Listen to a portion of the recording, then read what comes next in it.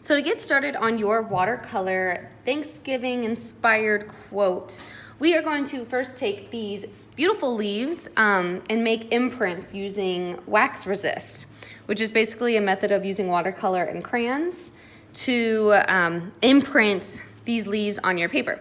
So let me show you that now.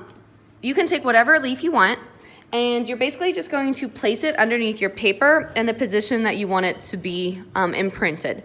So if you overlap with the words a little bit, that's okay. You're gonna press it down, and you're gonna use these crayons that have already had their paper removed so that we can use the side of the crayon in order to press for the wax resist. So I'm gonna take this red, I'm gonna press with my left hand on my paper, and I'm gonna press really hard with my crayon and just begin to rub the leaf that is underneath my paper.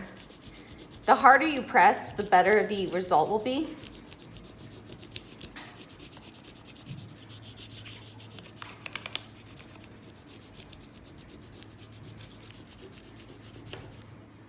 And the crayons are gonna break on you. That's just a fact.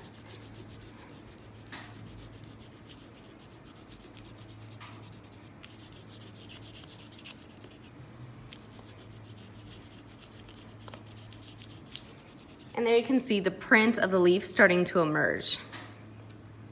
So I'm gonna do a different one in a different color somewhere on the bottom of my paper. Maybe I can switch out the leaves. And you'll notice a little bit of black copy marks on the top and bottom. Don't worry about those. Those will disappear when we start watercoloring. So I can change up my color. Again, I wanna make sure I know where my leaf is, and I'm gonna start pressing.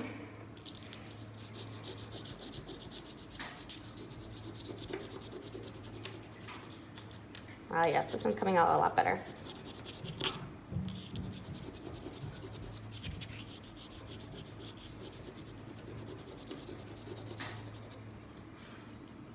To get those leaf textures on here. So I'm gonna speed this up and finish off my leaf imprints.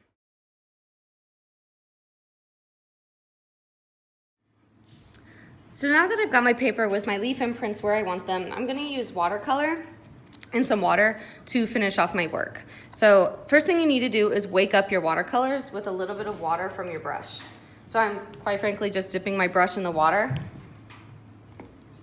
and putting a little piece of water or a little dab of water in every color that I believe I want to use.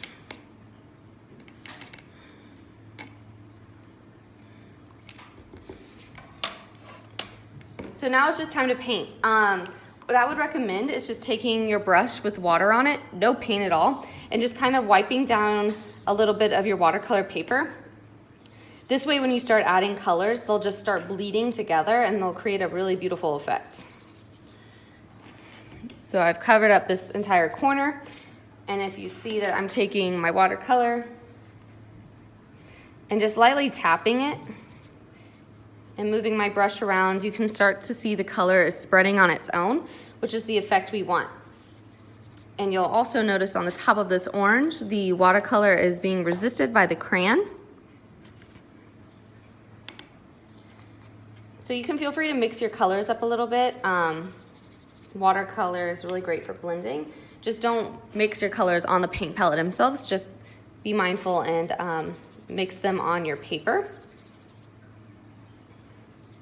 So again, I will time lapse this to kind of show you the process of using watercolor.